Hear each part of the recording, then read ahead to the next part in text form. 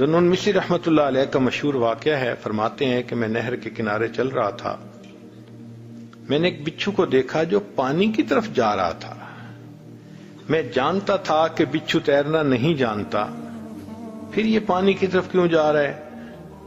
تو جب میں نے غور کیا تو میں نے دیکھا کہ ایک کچھوا پانی کے کنارے پہ بیٹھا ہے۔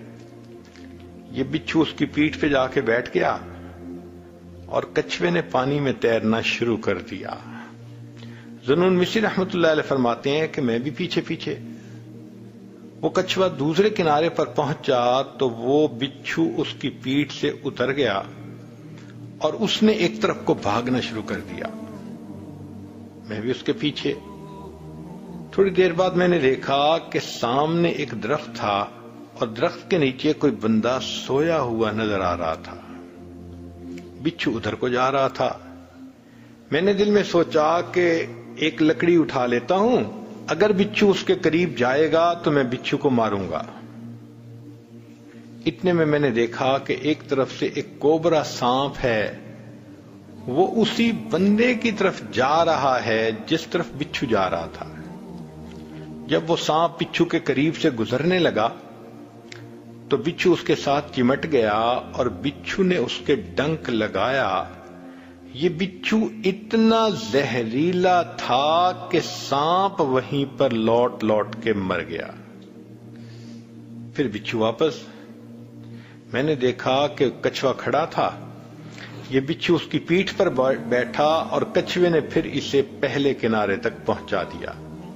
میں نے دل میں سوچا کہ لگتا ہے کہ یہ درخت کے نیچے سونے والا کوئی بڑا ولایت کبریٰ کے مقام کا ولی ہوگا۔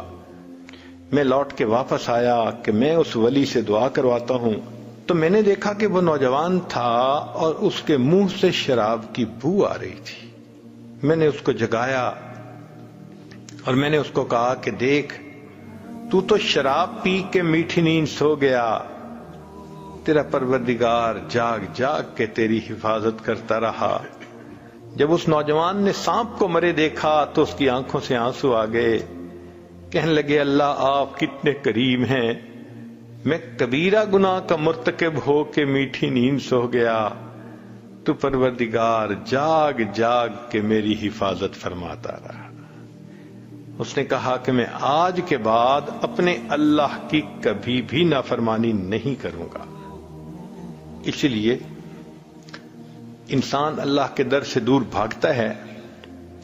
شان بے نیازی کا تعلق تو یہی تھا کہ اگر کوئی اللہ کے در سے پیٹھ پھیر کے جاتا، اللہ پیچھے سے اس کی پیٹھ میں ایک لات لگوا دیتے اور یہ بھی کہہ دیتے کہ او بدبخت، میرے دروازے سے پیٹھ پھیر کے جا رہا ہے، اب میں دروازہ ہمیشہ کے لیے بند کر رہا ہوں۔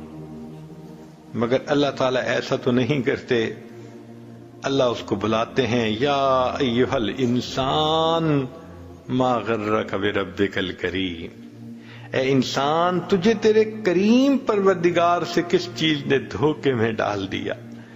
جیسے چھوٹا بچہ ماں سے روٹھ جاتا ہے تو ماں سمجھاتی ہے بیٹا ماما سے نہیں روٹھا کرتے۔